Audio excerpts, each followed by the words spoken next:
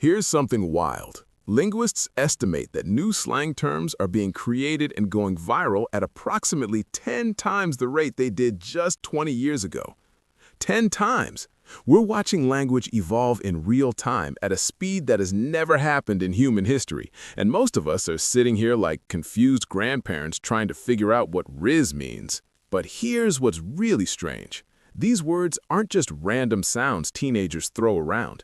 They follow specific patterns. They spread using mechanisms that mirror actual viral outbreaks. And some linguists are genuinely asking whether this rapid-fire slang evolution might fundamentally change how human language works in the future. Not might influence it, might change the entire structure. So when your younger sibling hits you with "no cap, that's so mid," giving NPC energy, they're not just being annoying. They're participating in one of the most fascinating linguistic experiments humanity has ever seen. And whether you like it or not, you're watching it happen. The question nobody's asking, but everyone should be, is this just teenage nonsense that'll fade away? Or are we witnessing the birth of something that'll completely reshape communication as we know it?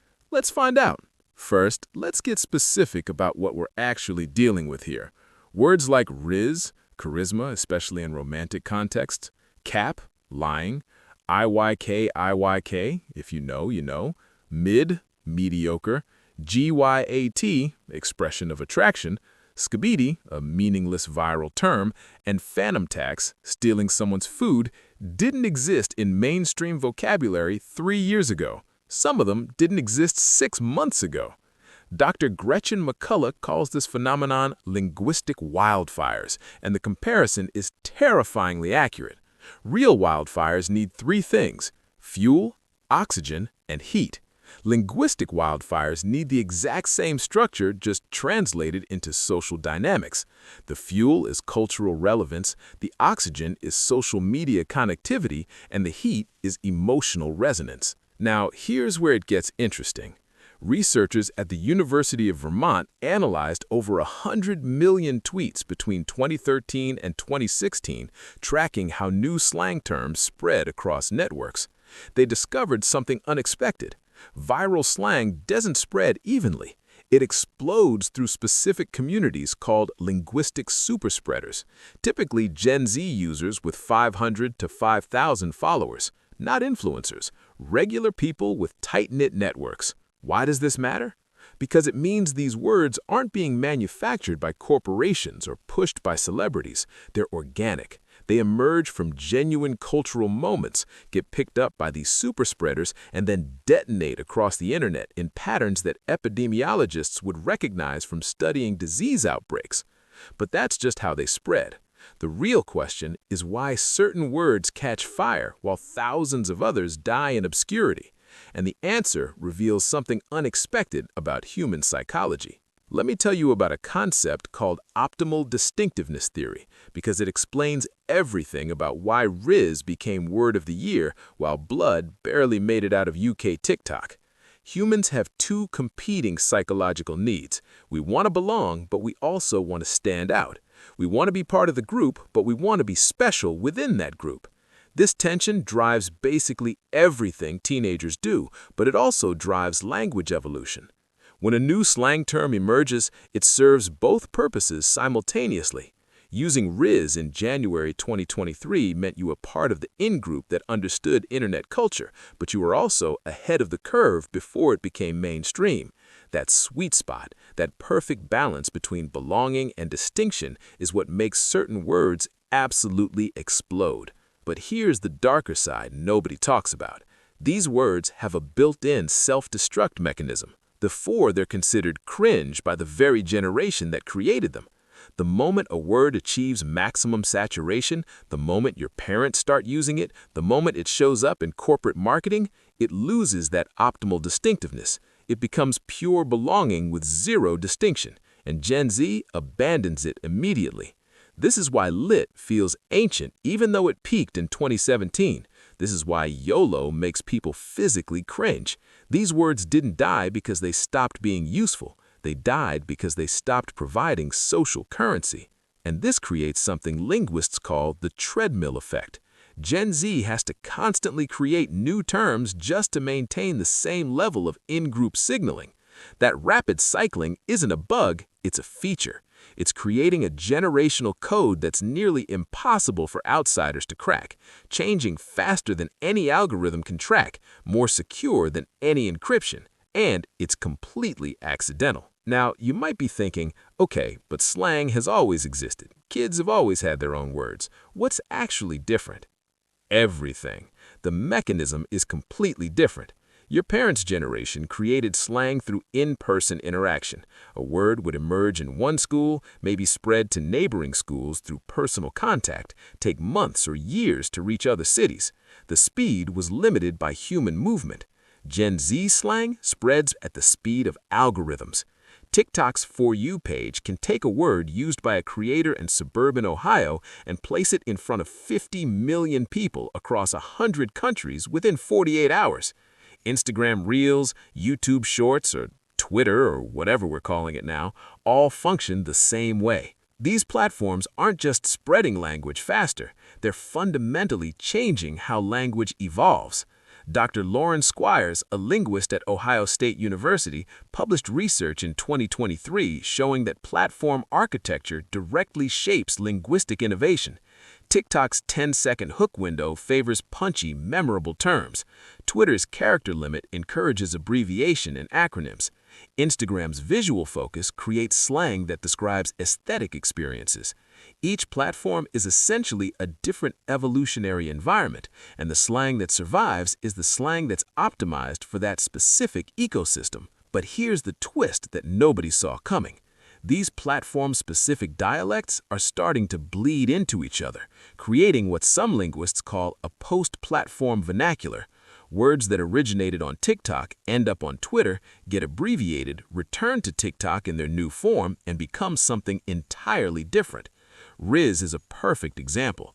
It started as a shortened form of charisma used by Twitch streamer Kai Cenat, exploded on TikTok, got picked up on Twitter where it spawned variations like Riz God and Unspoken Riz, and cycled back to video platforms where people created entire narrative structures around it. The word evolved through multiple platform ecosystems, each one shaping it differently. And this is happening with every single viral term. But we need to talk about something that makes a lot of people uncomfortable. There's a theory gaining traction among linguists that Gen Z's rapid-fire slang evolution isn't just about being cool or fitting in. It's something more deliberate, more radical. It might be linguistic rebellion against algorithmic surveillance. Think about it. Every major tech company is trying to parse, analyze, and monetize human communication. AI models are being trained on our conversations. Content moderation algorithms are scanning our words. Marketing firms are tracking our linguistic patterns to sell us products. And Gen Z, the first generation to grow up entirely under this surveillance, has developed a language that changes faster than the algorithms can adapt. Dr. Nicole Holliday, a sociolinguist at Pomona College, argues that this isn't conscious conspiracy, but it functions as a form of linguistic obfuscation. When you create new terms every few months, when you layer irony upon irony until the literal meaning becomes irrelevant, when you communicate through context and subtext that requires cultural immersion to understand, you're essentially creating a language that resists commodification. Consider skibidi. It's a completely meaningless term that originated from a bizarre YouTube series and became a catch-all word that can mean virtually anything, depending on context, tone, and accompanying words. It's the ultimate anti-algorithm word. It defies semantic analysis. It can't be easily categorized or monitored, and Gen Z uses it precisely because it's so resistant to outside interpretation. But here's where this gets genuinely fascinating and slightly terrifying. If this theory is correct, if Gen Z is unconsciously developing a linguistic strategy to resist surveillance capitalism, what happens when AI gets better at cracking these codes? We might be watching an arms race between human linguistic creativity and artificial intelligence's ability to parse meaning. And unlike every other arms race in human history, this one is happening at the speed of viral TikTok trends. Some linguists predict we could see language fragment into dozens of micro-dialects, each one constantly evolving to stay ahead of algorithmic interpretation. Others think AI will eventually crack the code so thoroughly that slang becomes impossible. The tension between these two futures is literally unfolding right now in every viral term. Now let's talk about something people don't want to acknowledge. This rapid linguistic evolution isn't all fun internet culture. It has consequences, real ones.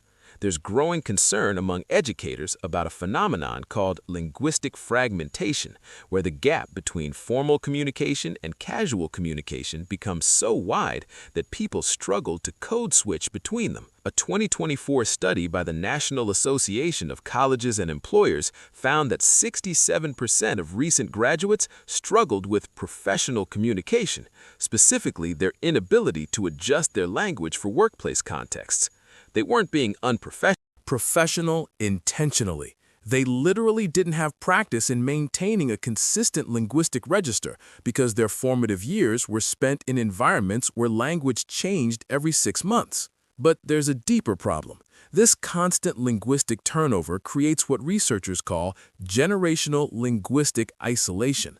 Parents genuinely cannot communicate effectively with their children because the semantic gap is too wide. Teachers struggle to connect with students. Even within Gen Z, the rapid turnover creates fractures between those who are extremely online and those who aren't. Dr. John McWhorter, a linguist at Columbia University, describes it as language moving faster than cultural transmission can handle. In previous generations, grandparents could understand their grandchildren because language changed slowly enough that the baseline remained comprehensible. That's breaking down. And here's the part that should genuinely concern us. Some early research suggests this might be affecting literacy in unexpected ways. When your brain is constantly adapting to new linguistic rules every few months, when words can mean one thing on Monday and something completely different on Friday, it becomes harder to maintain stable semantic frameworks. Reading comprehension, writing coherence, even basic vocabulary retention show concerning trends in some studies. I'm not saying slang is destroying language. That's the same moral panic every generation has had about young people's speech. But I am saying that the speed of this evolution is unprecedented, and we don't actually know what happens when language changes faster than human cultural adaptation mechanisms were designed to handle. So, here's the question we started with. Is Gen Z slang the future of language, or is it just a phase that'll settle down? The honest answer? Both. And neither, because we're asking the wrong question. What's actually happening is more complex than either a permanent revolution or a temporary phase. We're likely entering what linguists call a bifurcated linguistic future, where multiple language systems coexist simultaneously. Dr. David Crystal, one of the world's leading authorities on language evolution, predicts we'll see stable formal language for professional and institutional contexts existing alongside rapidly evolving informal language for social contexts. These two systems will have different rules, different speeds of evolution, and different purposes. Think of it like this. We already have multiple linguistic registers. You speak differently to your boss than your best friend, differently in a courtroom than at a party. What's changing is that the informal register is accelerating, while the formal register remains relatively stable. The gap between them will continue widening, and code switching between them will become an increasingly important skill. But here's the truly wild prediction some linguists are making. Within 20 years, we might see the emergence of AI-assisted communication tools that automatically translate between these registers. Imagine writing a message in current viral slang and having it automatically converted to professional language for a work email, then converted back to slang when you send it to friends. This sounds like science fiction, but the technology basically already exists. We're just not using it for this purpose yet. And if that happens, if we develop tools that seamlessly bridge the gap between rapidly evolving slang and stable formal language, then Gen Z's slang isn't a problem to solve. It's a feature of a new communication ecosystem where language can evolve freely without sacrificing cross-generational understanding. The question isn't whether this slang will destroy language. The question is whether we'll develop the tools and frameworks to harness this creativity while maintaining coherent communication across contexts. So, the next time someone hits you with no cap, that's giving unspoken Riz energy, very demure, very mindful. You're not witnessing the decline of civilization. You're watching language evolve at unprecedented speed, shaped by algorithms, driven by psychological needs for belonging and distinction, possibly functioning as unconscious resistance to surveillance, and potentially pointing towards a future where multiple language systems coexist. Whether that's exciting or terrifying depends on your perspective, but one thing is certain: Gen Z isn't just creating slang. They're running a massive, uncontrolled linguistic experiment that's teaching us more about how language works, how it spreads, and how it might evolve than anything researchers could design in a laboratory. And yeah, you probably still need that translator for TikTok comments, but now, at least you know why.